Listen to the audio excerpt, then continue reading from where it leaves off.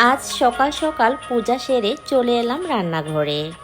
আজ একটু স্পেশালভাবেই নাস্তাটা বানাবো ভাবছি, তাও আবার নীলের পছন্দের। এমনিতে তো জলখাবারে আমরা তেমন আহামরি রমরমা কিছু খাই না, তবে আজ যে রেসিপিটা এখন বানাবো তা আবার আমার শ্বশুর বাবারও ভীষণ পছন্দের। লুচি দিয়ে বুটের ডাল বাবা একদম পরম শান্তি ভরে খায়। তবে বুটের ডালের পরিবর্তে আমি অবশ্য আলুর দম করছি।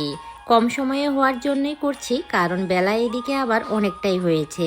এদিকে লুচি বানানোর জন্য ডোটা আমি আগে ভাগে রেডি করে রেখেছিলাম।